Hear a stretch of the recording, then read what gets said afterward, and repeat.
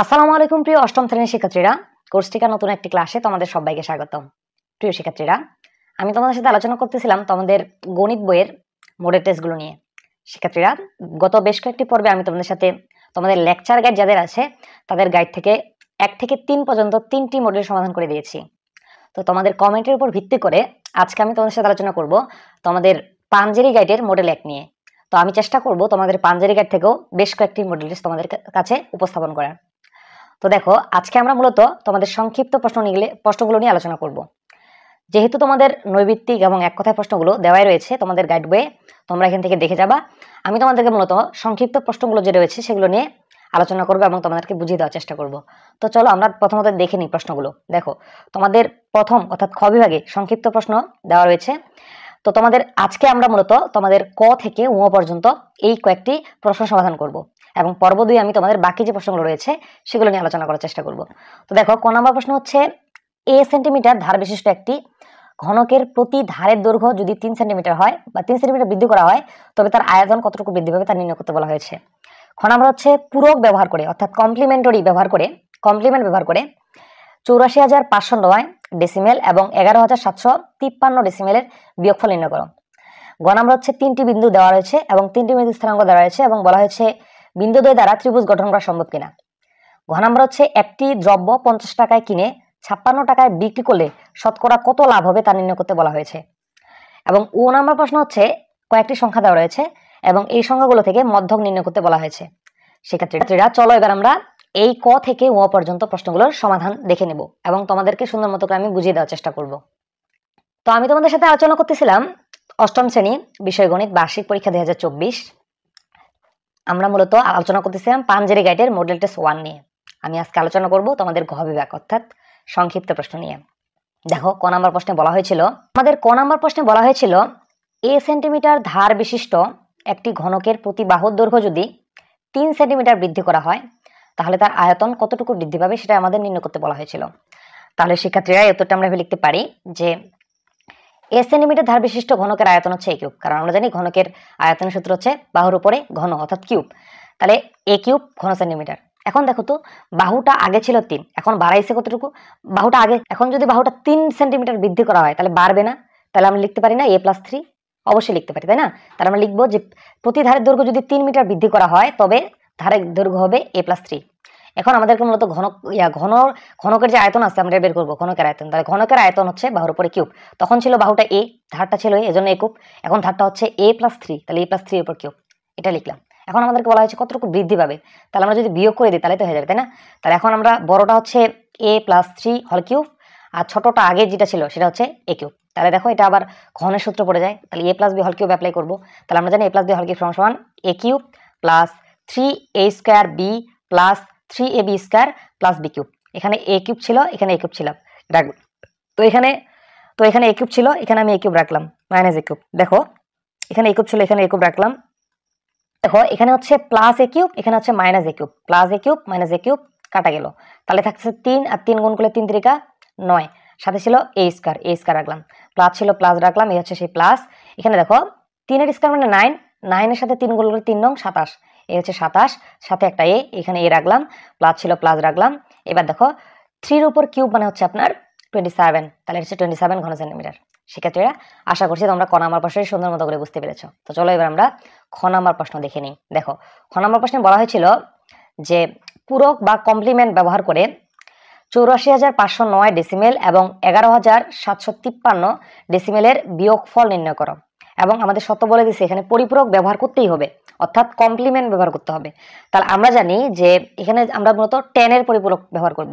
তাহলে আমরা তো পুরোপুরি 10 কমপ্লিমেন্ট করতে পারবো না। প্রথমত আমরা 9 কমপ্লিমেন্ট করব, দেন ওর সাথে আমরা যখন 1 যোগ করব তখন এটা 10 কমপ্লিমেন্ট পরিবর্তন হয়ে যাবে। দেখো, তো সমাধান এভাবে করব, যেহেতু 84,509 সংখ্যাটি 5 অঙ্কের সংখ্যা, সেহেতু আমাদের আগে 9 কমপ্লিমেন্ট করতে হবে। তাহলে এখানে জয়টা অঙ্ক রয়েছে ঠিক ততগুলো আমাদের 9 আনতে হবে, আনলাম। এর সাপেক্ষে প্রায় দেখো 11,753 এর কমপ্লিমেন্ট নির্ণয় করার মাধ্যমে সমাধান করতে হবে। দেখো, প্রথমে যে আমাদের বিয়োগ করতে বলা হয়েছিল তার জন্য আমরা কি করলাম, প্রথমটা থেকে দ্বিতীয় বিয়োগ করলাম, অর্থাৎ 84,509 থেকে 11,753 বিয়োগ করলাম। এখন দেখো, 84,509 ছিল, এখানে 84,509 রাখলাম। এখানে দেখো, এখানে ছিল মাইনাস 11,000 11,753, এখানে আমি -11,753 রাখলাম। এখন দেখো আমি এখানে এক্সট্রা কিছু জিনিস আনছি, লক্ষ্য করেছ? তো এই এক্সট্রা কিছু জিনিসটা আনার মূল কারণ হচ্ছে আমাদের মূলত এখানে যেহেতু ডেসিমেলে আছে, অর্থাৎ আমাদেরকে মূলত টেন্স কমপ্লিমেন্ট করতে হবে। আর আমরা সরাসরি টেন্স কমপ্লিমেন্ট করতে পারবো না, আমাদের প্রথমত নাইনস কমপ্লিমেন্ট করতে হবে, দেন ওর সাথে এক যোগ করে মূলত টেন্স কমপ্লিমেন্টে রূপান্তর করতে হবে। তাহলে দেখো নাইনস কমপ্লিমেন্ট মানে হচ্ছে 9টা অঙ্ক জয়টা রয়েছে ঠিক ততগুলো 9 আনতে হবে। তাহলে এখানে অঙ্ক রয়েছিল প্রায় কয়টা? প্রায় 6টা 9 ছিল, 5টা 9 ছিল, 5টা। তো এখানে প্রায় 5টা অঙ্ক ছিল, এই জন্য আমি এখানে 5টা 9 এনেছি, লক্ষ্য করেছ? তো এখন দেখো এখানে যেহেতু আমরা প্লাস 5টা 9 নিয়ে আসলাম, অর্থাৎ এক্সট্রা নিয়ে আসছি, এই জন্য এখানে আমি -5টা 9 বিয়োগ করে দিলাম। তাহলে দেখো এটা কাটা যায়, ঠিক সেম থাকতেছে, তাই না?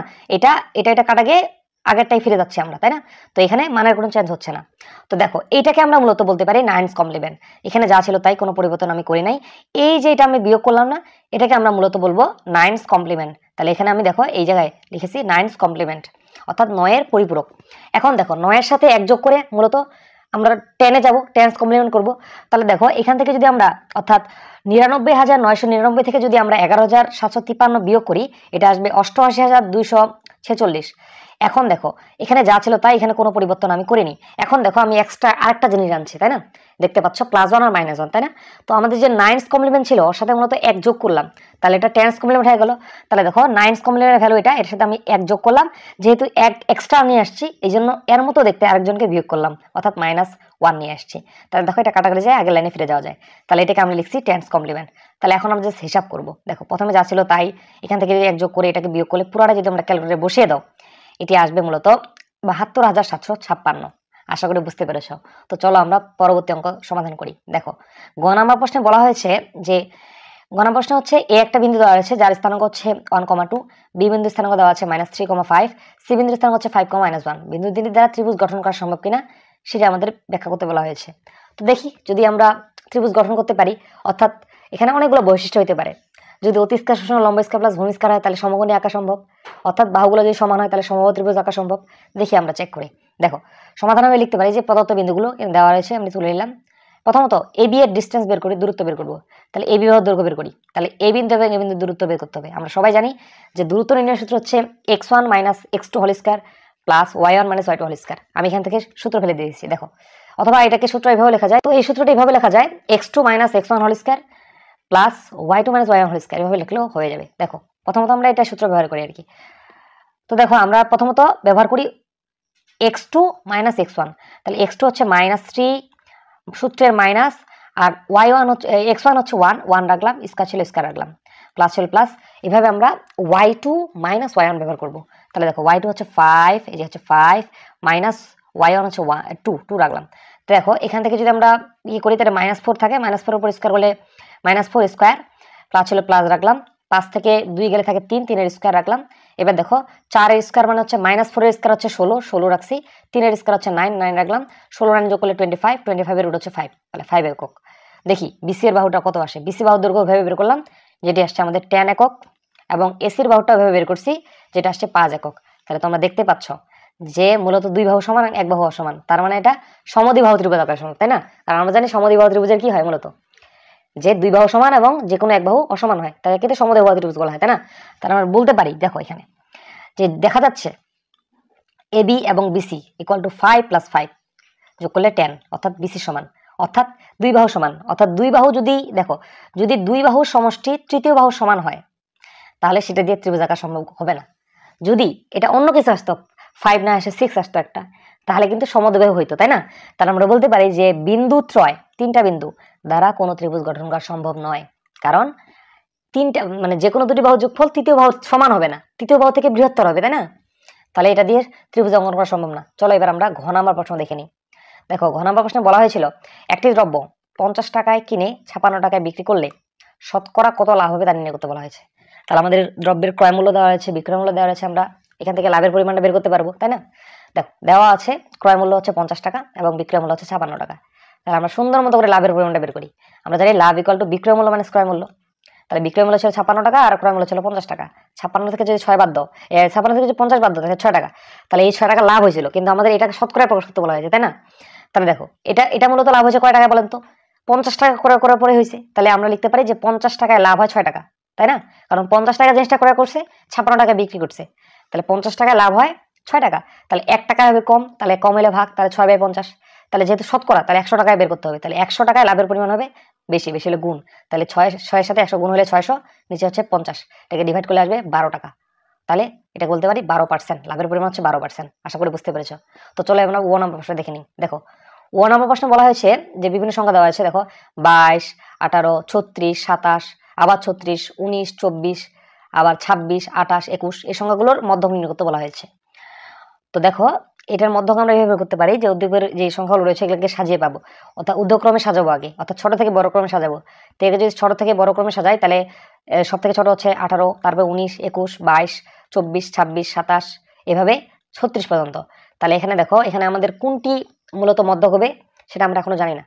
তো আমরা জানি এটার একটা সূত্র রয়েছে, দেখো মধ্যক নির্ণয় সূত্র হচ্ছে যদি এখানে জোর বা বেজোর হয় তাহলে জোর হলে এই সূত্র, বেজোর হলে n/2 সূত্র ফেলতে হবে আর কি। তাহলে মোট উপাত্ত সংখ্যা তুমি যদি সবগুলো এখানে মোটামুটি যোগ করে দাও n = পাবা যেখানে মোট উপাত্ত বলতে এখানে কয়টা উপাত্ত রয়েছে, 1টা 2টা 3টা 4টা 5টা 6টা 7টা, এখানে 10টা উপাত্ত রয়েছে যা জোর সংখ্যা। জোরের ক্ষেত্রে মধ্যকের সূত্র হচ্ছে n/2 তম পদ প্লাস n/2 + 1 তম পদ, এবং এখানে আমরা মূলত মান বসাবো /2। হ্যাঁ, তাহলে n/2 তম পদ প্লাস n/2 + 1 তম পদ। এখানে দেখো n এর ভ্যালু হচ্ছে 10 রাখলাম, 2 তম পদ প্লাস n/2 + 1 তম পদ। দেখো এখানে n/2 করলে 5 আসবে, 5/2।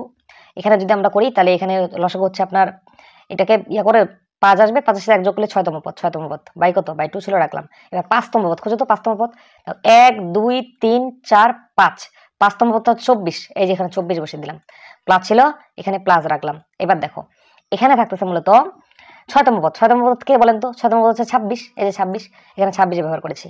এখন 26 আর যদি 24 যোগ করা হয় তাহলে এটা 50, নিচে ছিল 2, এই যে 2 রাখলাম, 50কে 2 দ্বারা ডিভাইড করলে আসবে 25, তাহলে মধ্যক ছিল মূলত 25। আশা করি বুঝতে পেরেছ। তো চলো পরবর্তী অঙ্ক আমরা সমাধান করি। শিক্ষার্থীরা আজকে আমি তোমাদের সাথে আলোচনা করলাম তোমাদের গণিত বইয়ের মডেল টেস্ট পাঞ্জেরি গেট থেকে এক মডেল নিয়ে, এবং আজকের এই এক মডেলে অর্থাৎ এক মডেলের প্রথম পর্বে আমি তোমাদের সাথে সংক্ষিপ্ত প্রশ্ন ক থেকে ও পর্যন্ত 5টি সমাধান করার চেষ্টা করেছি এবং তোমাদেরকে সুন্দর মতো করে বুঝিয়ে দেওয়ার চেষ্টা করেছি। শিক্ষার্থীরা আশা করছি আজকের এই ক্লাসটি তোমাদের বেশ উপকারে আসবে বার্ষিক পরীক্ষার জন্য। তো দেখা হবে পরবর্তী ক্লাসে। আসসালামু আলাইকুম।